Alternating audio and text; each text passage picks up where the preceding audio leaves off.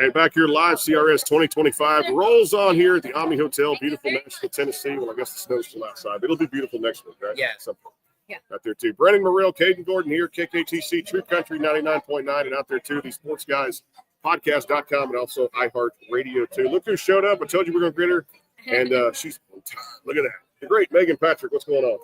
Fantastic. Thanks for having me. Always good to have you here too. So how's the DRS week for you so far? It's been good. It's been busy. The weather, it's the coldest, snowiest it's been like all year. And I feel like I had to throw some shade at my Canadian folks that are here this week. I'm like, did y'all bring this with you? Because this is unseasonable right now. This is brutal, man. My flight almost didn't make it here Tuesday night after some delays, and then it got in here, and the airport was like crickets when it showed up. Yeah, I bet. Like restaurants closed down, bags come in late. It was a mess. Yeah. To get in here and then see the city is not built for snow. No, this is not built for snow. Each year we come here, it's always cold, right? Oh yeah. It always is too. Hey, obviously we had talked the fall. Golden Child is killing it right now. Amazing songs on there too. Just kind of remind the audience a little bit overall body of work, and y'all put out just one hell of a list of songs on that album. Oh yeah, thank you. I mean, it's my favorite thing I've ever made. The greatest time of my career was the making of this record, and it's very autobiographical. I've told everybody, if you really want to know who Meghan Patrick is, just listen to this record. It digs into my past and the things I've been through that have shaped me and how I've grown and how I've changed. And I felt like I was finally in a place where I could show up 100% as myself, and in a way I've never been able to do before. And I think also I wrote the record. There's some heavy content on there. There's some heavier stuff, but I put it out there because my hope is that my listeners will be able to find pieces of themselves in those songs and feel validated and feel like they're not so alone, and hopefully it'll inspire them to heal the ways that I've been healing. So many great songs there.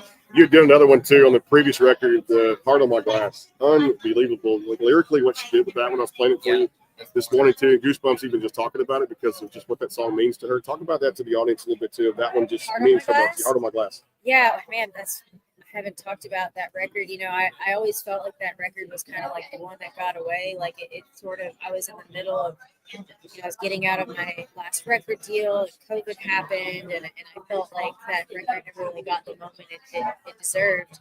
And I can't really take full credit for the idea of Heart on My Glass. That was one of my co-writers, I think Michael Lott, that brought in that idea, and it was basically just this concept of like, tonight I'm gonna get me some liquid courage and let it say what I need to say, which is like it's kind of like my version of like You Belong With Me. Yeah, no doubt. You've done so much in it off that record too. I think it was on the same record, but you love that 90s country sound, and you personified one that really projected so much to the audience. The George Strait song. Talk about that one. Yeah, George Strait. That's another oldie but goodie.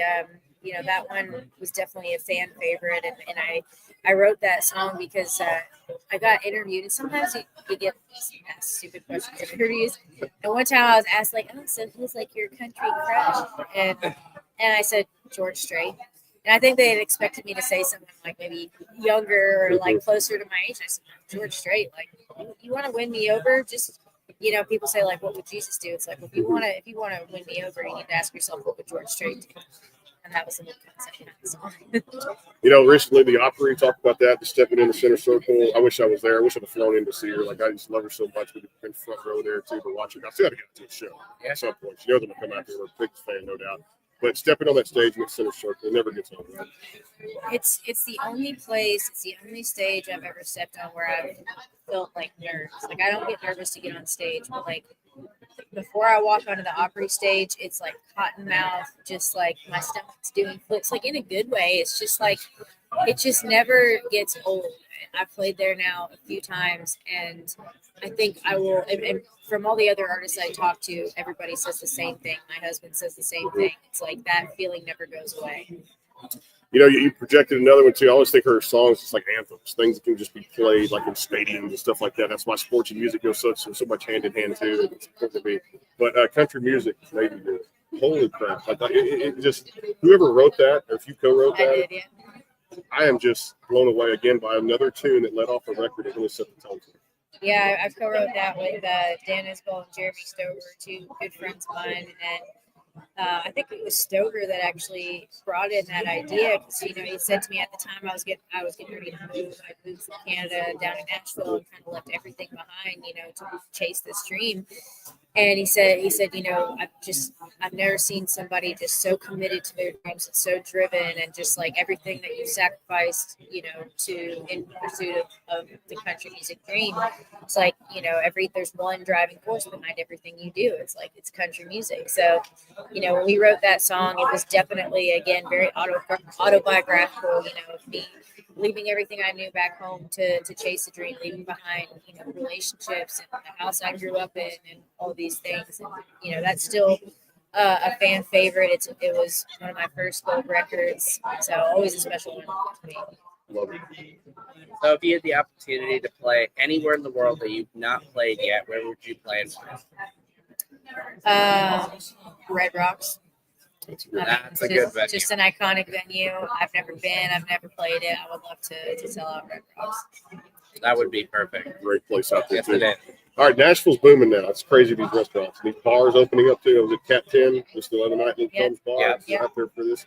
I can't turn a corner without a new bar opening up. Isn't it crazy? It is for sure. That's out there, too. Haven't checked out the bell bottoms yet. They say I was gonna say I have to shout out my girl Lainey because I love what she did with her bar. The under the bottom level is really cool with the dual pianos. It's kind of got a swampy Louisiana kind of vibe. They really did a great job. All right, we'll leave the rip off the Band-Aid, but I got you here. It's just part of it. All right, so I'm a Josh Allen fan. We talk about this every time you come on. All right, so at some point, can this curse ever? I feel like it's the curse of the Bambino, the Red Sox, or something. It's feeling like now, but is this going to end?